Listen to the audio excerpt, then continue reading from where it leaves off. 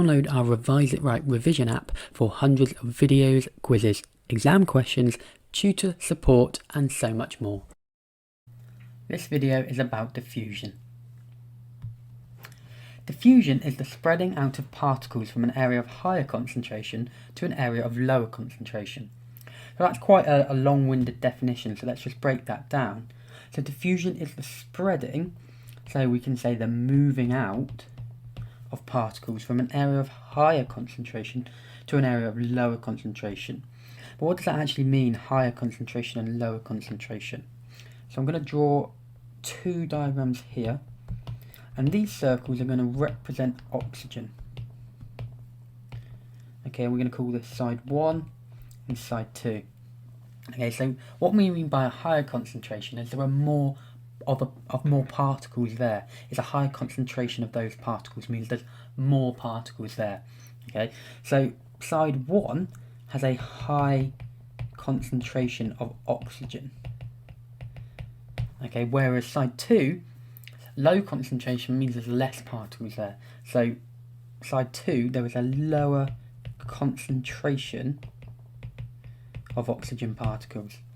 So what does this actually mean for diffusion? Well, what it means is particles like to go from high to low, an area of high concentration to a low concentration, so they're going to move this way, from where there's a high concentration, which is here, to a low concentration, which is there. So if you draw two more sides, this time the circles are going to represent carbon dioxide. Which way will the particles like to move in this particular example? So to do this, we just have to know which one's the higher one and which one's the lower one, so we can count them up. 1, 2, 3, 4, 8 particles here, 1, 2, 3, 4, 5, 6 particles here. So this is the high concentration, this is the low therefore, so really the particles are going to want to move this way, from an area of high concentration to an area of low concentration. This is a passive process, and what that means is that no energy is required.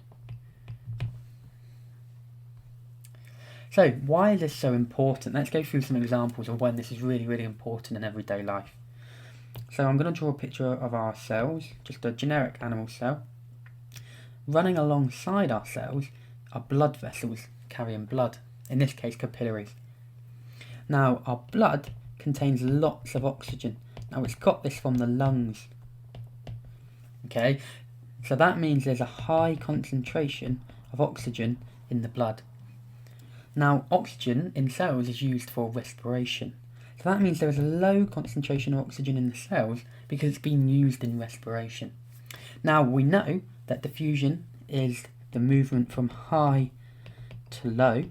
So in this example, the oxygen is going to move into the cells, and then it can be used in respiration. Now you'll remember that respiration provides energy. So this is a very important thing that keeps us alive. So in this case, diffusion is very important. So there's a high concentration of oxygen in the blood. Because of that, it diffuses into the cells. Now let's do another example of why this is important. Now we'll learn more about respiration in a future video, but for now, respiration produces carbon dioxide as a waste product. Now what that means is there's a high concentration of carbon dioxide in the cell. Now carbon dioxide is actually toxic. We need to get rid of it. We need to breathe it out. So we need it really to move into the blood. Now there's a much lower concentration of carbon dioxide in the blood, so that means that carbon dioxide will move from the cell into the blood, from an area of high concentration to a low concentration, to move into the blood, to then move to the heart and then back to the lungs where it can be breathed out. So again, there's two really good examples here of how diffusion keeps us alive. One for oxygen, diffusing into cells for respiration, and one for carbon dioxide, a product of respiration, a waste product of respiration, diffusing out of our cells. Remember to download our Revise It Right revision app, watch over 700 videos, answer 4,000 plus quiz questions, over 1,000 flashcards, 1,000 exam questions, worksheets, forums, and get help from qualified teachers and so much more. The link is in the description. So different factors can actually affect the rate of diffusion. Okay, the first one we're going to talk about is temperature. Okay, now if there's a high temperature, that means that the particles are moving much quicker. They have more energy, and therefore they are moving quicker. Now it's just kind of common sense to understand that if the particles are moving quicker, then diffusion is going to happen quicker. Okay, so that's what happens. The higher the temperature, the faster the rate of diffusion. Okay, and if you're ever asked to explain that, i.e. give a reason why, well, that's because the particles have more energy and therefore they're moving much, much quicker. Okay, so let me just rub this out. So higher the temperature, the faster the rate of diffusion. The second factor we're going to look at is concentration gradient. Okay, so I'm going to put two examples here. Both are going to be for oxygen moving into the cell. So this is going to be oxygen, and in this example we're going to have 3 oxygen and 2 oxygen here, and in this example we're going to have, let's say, 7 oxygens there with only 2 oxygens in here. Okay, now this one here has a larger concentration gradient, and what we mean by that is a larger difference in concentration. So it's here in the blood vessel there's 7 oxygen, and in the cell there's only 2. So really the difference here is 5. The difference between them. Whereas in the blood vessel here there's 3, and in the cell here there's 2. So the difference here is actually only 1. Okay, so this one here, this second example, has a much higher concentration gradient. The difference between the two locations is much greater.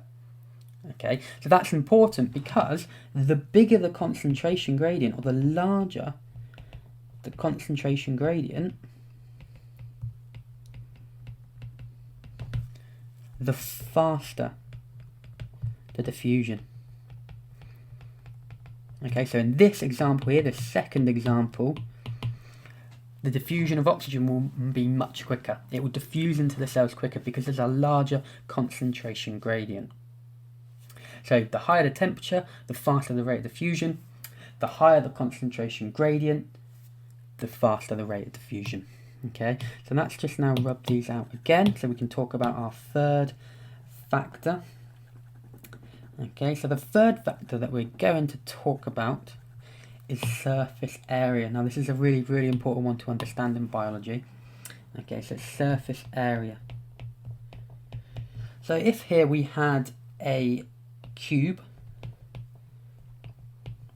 okay, or we broke this down into, let's say, 4 smaller cubes, okay, with the same area, okay, the same volume, but this example here, these examples here would have a higher surface area compared to this one here. Okay, what we mean by surface area is all this area along the outside of the shape, the surface area. Okay, so if we break things down, they have a much higher surface area compared to the volume. Now this is important for diffusion because the higher the surface area, the faster the rate of diffusion. And in a future video we're going to see why this is really, really important and how this applies in our lungs. Okay, but for now we need to understand the higher the surface area, the faster the rate of diffusion. So if oxygen were diffusing into these boxes here, it would do so much quicker in this example here rather than this example, because the surface area is much larger. Okay, there's actually more area along the sides for the oxygen to move into, and that's why it's faster. So just to summarise those three, the higher the temperature, the faster the diffusion. The higher the concentration gradient, the quicker the diffusion, and the quicker the surface area, the quicker the diffusion. So again, if I just very quickly rub this out.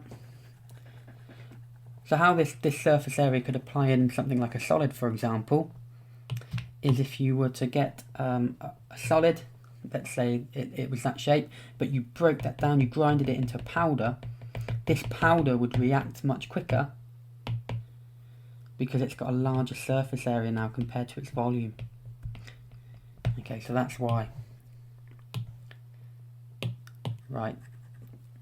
So now what I want you guys to do is to pause the video, okay, and have a go at answering these questions here, and then we'll go through the answers when you're finished. Okay, let's go through these answers then. So question 1, what substances commonly enter cells or come into cells? Well, the one we just learned is oxygen. Okay, so the answer there could be oxygen. I mean, if you always don't know, it could have also been glucose, for example, which is also used in respiration, but the one we just learned, the example, was oxygen. What substances, for number 2, are commonly removed from cells? Well, we've just learned about carbon dioxide, so the answer for that would be carbon dioxide. You also could have something called urea, if you've learned about that in school, but the one we looked at was carbon dioxide.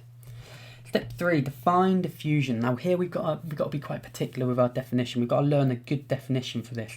And the one that I gave you at the very start is a really good one to learn. So we can say the spreading out or the moving of particles from an area of higher concentration to an area of lower concentration. So that's a good definition to learn. So number 4, what is the function of the cell membrane? That's a bit of a throwback to the first video on cells. It's to control what can enter and leave the cell. So number 5, state 2 factors that can affect diffusion. Well, we learnt about 3, so you could have got any of those 3.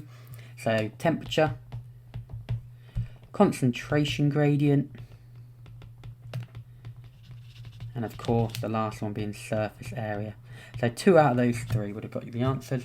And for the last question, why does increased temperature increase diffusion? Well, if the higher the temp, the more energy. So the particles are moving quicker. So you have now learnt about diffusion. If you think you know the topic quite well now, you can move on to our quiz, and you can move on to our exam questions on the topic. If you still don't understand, if you are a paying member, you can certainly get in contact with one of our tutors for help, or if you're a free paying member, you can try and ask one of the community on the newsfeed. This video is about osmosis. So I've got 2 definitions of osmosis here, and I'm going to talk you through both of them. So osmosis is the movement of water, okay, the movement of water, so it's only to do with water, from a dilute solution to a concentrated solution through a partially permeable membrane. So again, just like with the diffusion, there's quite a lot to digest with this definition, so let's break it down. So osmosis is the movement of water. That's hopefully quite easy. It's just to do with the movement of water from a dilute solution to a concentrated solution. Right, so what does that actually mean? So I'm going to draw here 2 beakers of water. Again, we're going to do some dissolved sugar in them, and that's what the dots represent. Okay, now this here is a dilute solution. What we mean by a dilute solution is it actually contains a lot of water. Think back if you were to make some orange juice, and you were to make it of orange juice and then add water. The more water you added, the more dilute it becomes. Okay, so what we mean by dilute is actually a higher concentration of water, compared to the solute. So that's the thing that you've dissolved in it. Okay, so here you can see that actually we've only got 1 sugar molecule, so compared to the solute, which is sugar, there is a high concentration of water. Whereas this here is a concentrated solution, and what that means is actually there's more solute, so in this case sugar, dissolved in the water, so the water is not as constant, the water is not as dilute. Okay, so in this case it would be a lower concentration of water. Okay, and I know that can be confusing because we say it's concentrated, but then we're saying a low concentration of water. But when we say concentrated, we're talking about the particles that are dissolved in it, and they're more concentrated compared to the water. Okay, so in this case, the diffusion of water, or osmosis, likes to move from a dilute solution, which is here, to a concentrated solution, which is here. So in this case, the water, if it could move over the beakers, and if this were a permeable membrane, then it would move in this direction. Now the second definition I think is actually easier to understand and it's easier to get a head around. So you can learn this definition if you can remember. So osmosis is the movement of water, so the same, from a high concentration of water. Now it's important you say high concentration of water, not just a high concentration, to a low concentration of water. So again, as long as you're putting the of water, then it's fine. Through a partially permeable membrane. Okay, so really, if we do the circles here and represent them as water, so these circles represent water, all we're saying with that is just like diffusion, if you watched the previous video, water likes to go from a high concentration where there's lots of them to an area of low concentration where there isn't as many water particles. So in this case, the water would move in this direction. Okay, now this line here, this dotted line, what I've actually done, and I've missed out this part of the definition, is I've drawn something called a partially permeable membrane. Now what a partially permeable membrane means is essentially it allows some things in and it doesn't allow other things in. Okay, so the membrane has actually got tiny little holes in it, tiny little pores, that only certain molecules can fit through. For example, water or oxygen. And other bigger molecules such as sugar, okay, would not fit through, so it can't get through. So what we mean by partially permeable membrane is some things can fit through, some things can get through and other things can't. And that's what our cell membrane in our cells is. It's partially permeable. Okay, so it allows some things in and others not. And that's an important part of the definition that you need to remember, especially if you get it as a 3-mark question. Okay, so osmosis is the movement of water from a high concentration, which is here, to a low concentration, which is here, through a semi-permeable membrane, which is here. Remember, it allows some things in, but not everything. Okay, so it allows smaller molecules through, but not the bigger molecules like sugar. So we've been through osmosis there, so I'm going to give you these 3 questions to have a go at. Now I want you to imagine actually that this question here is actually a 3-mark question, and I'll tell you why when we go through the answers. So have a go at answering these 3 questions. Pause the video now. Okay, so hopefully you've had time to answer those 3 questions. Not many questions today. So number 1, what moves in osmosis? Well, hopefully that's quite a nice and easy one for you. It's water, and it's only water. Okay, if we're talking about anything else, it's not osmosis. Okay, so osmosis, we're just talking about water. So number 2, define osmosis, and I've given it a 3-mark question because I've seen it come up as 3-mark questions in the past, and therefore you need to make 3 points. Okay, and I'm going to talk you through what those 3 points with me now. Okay, so osmosis is the movement or the diffusion of water. Okay, so that's 1 mark. Okay, for saying the movement of water, you're getting a mark. So now here we can choose what definition we learned. I think the second one is easier, so I'm going to write that one. So from an area of high concentration of water. Now that's important because otherwise I could be talking about anything. So from an area of high concentration of water to an area of low concentration of water. So that's your second mark, and hopefully you've then gone on to add through a partially permeable membrane, and that is your 3rd mark. So that's what makes that a 3-mark question. So if you got that question in the exam, define osmosis, as brief as that, that's how you get the 3 marks from it. And then finally, question 3, what does partially permeable mean? Well, that means it allows some substances in, but not all. Okay, and in the case of our cell wall, well, actually, we kind of, remember we said our cell wall has tiny little holes in, so it can be drawn like this, just to represent the tiny holes. Now, water is small enough to fit through, and so is oxygen, but then you get to a sugar molecule, which is much bigger, and that couldn't fit through. Okay, so some larger sugars, not all sugars, but some larger ones such as sucrose, couldn't fit through, and therefore it wouldn't be able to move in. It would have to get in another way, and we'll talk about that in the next video. So you have now learnt there about osmosis. It's quite a quick video today. If you understand that, absolutely brilliant. Move on to the quiz and move on to the exam questions. Again, if you're struggling, just like I always say, you can get into contact with one of our tutors if you're a paying member, or maybe the community will help if you're a non-paying member. This video is about active transport. So sometimes things actually need to move against the concentration gradient, and what we mean by that is from a low concentration to a high concentration. So in this case, they use active transport. Okay, so I'm just going to tell you and go through a definition of active transport with you. So active transport is the movement of substances from a lower concentration to a higher concentration. So actually we've looked at diffusion from high to low, so this is the opposite of that. So from a low concentration to a high concentration. And again, an important part of the definition is this requires energy, and I'll talk to you about that in a second. Okay, so now if we've watched the videos on diffusion and watched the videos on osmosis, we should be comfortable with the idea of what we mean by concentration gradients.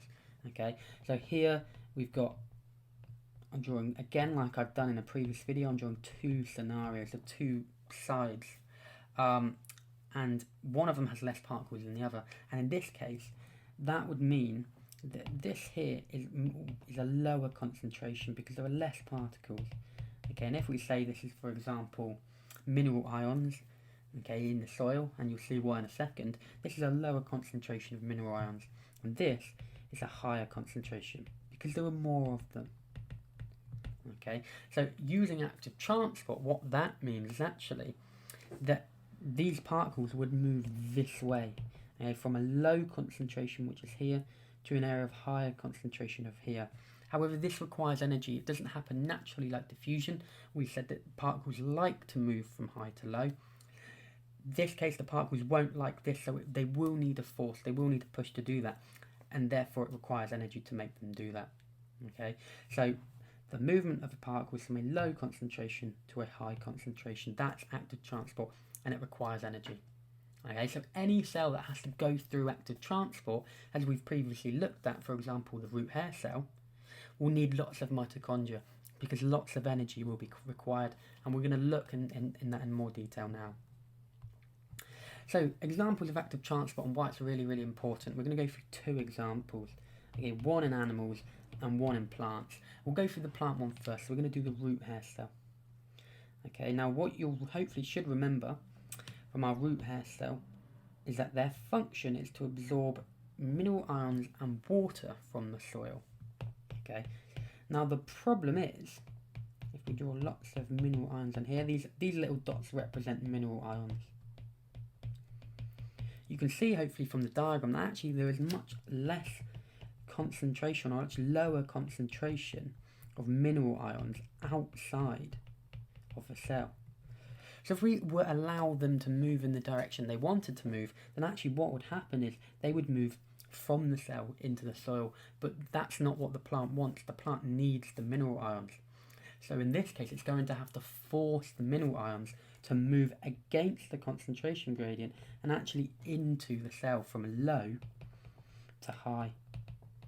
Okay, so this actually requires energy, and that would be the reason why our root hair cells contain lots of chloroplast. Okay, so sometimes, a lot of the times in the soil, there's just not enough concentration of mineral ions. There's quite a low concentration, so they need to force the mineral ions somehow, and they do that by active transport, which requires energy. The second example, and this is going to be the example in animals and humans, is essentially to stop us from starving. Okay, now if we will look at in a future video, but here we've got our small intestine I'm drawing here. Now what happens at the small intestine is actually all the food molecules get absorbed into the blood. They move into the blood. So all the things that we want from our food, all the protein, the carbohydrate, although they get absorbed, they move into the blood from the small intestine. So we can use them. So we can use the proteins for things like growth and repair. So very, very important. However, at the beginning, at the top of the small intestine here, there might be quite a high concentration of these proteins, of these carbohydrates, and that's fine. In that case, they will just diffuse into the blood naturally, okay, because that's the way particles want to go. But as we move further down the small intestine, more and more of the molecules will get absorbed into the blood. So there'll be less and less making its way down. Okay, so when actually we look down here, there's actually now a lower concentration of the food molecules, of whatever it is, in the small intestine than in the blood. So what would that happen then is actually the molecules in the blood would diffuse into the small intestine. They diffuse back in here, but we don't want that. That would make us starving. We need these molecules. So again, our small intestine forces them out, okay, into the blood from an area of low concentration, which is here, into the blood, which might have a higher concentration. And that, as I said, stops us from starving, okay, because we don't want our food molecules to go back into the small intestine and they could then to go out and be pooed out. That's not what we want. That's a waste of time. So we force them out of the small intestine by active transport. So hopefully you can see there two really, really important examples of why active transport is really important, okay, and also why it requires energy. So after looking at those two, what I would like you to do is have a go at pausing the video and trying to answer these questions. So if you pause the video now for me. Okay, let's go through these questions. So number one, what is active transport? Well, hopefully nice easy start. We've just said it.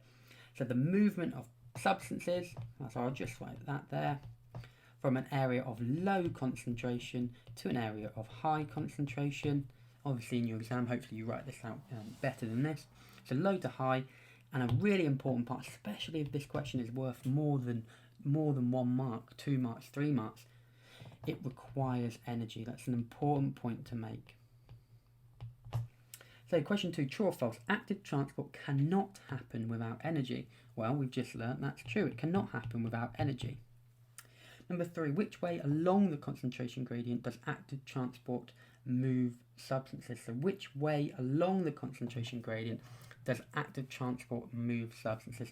Well, I've mentioned it briefly, but it's against the concentration gradient. Okay, so against it, from low to high. So low to high. Number 4, say two substances that experience active transport.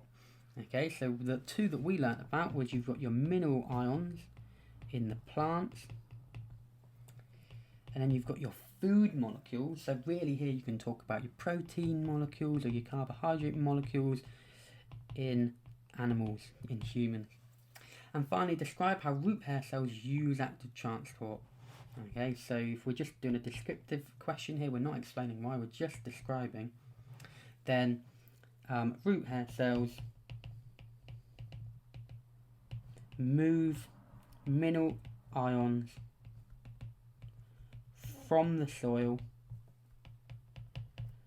where there is a lower concentration into the cell where there is a higher concentration.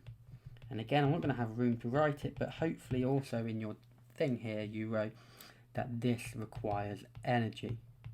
Okay, also important points to make. So much shorter video today again, which is nice. Hopefully now you've learnt about active transport, and really more importantly why active transport is so useful and so important for our life. If you really do understand it, you can now move on to the answer to the quiz and to test your knowledge, and you can work through the exam questions as well. If you don't understand it and you're a paying customer, then you can of course message one of our tutors and they will help you out. Or if you're a non-paying customer, then message the community on the news active feed and someone might get back to you.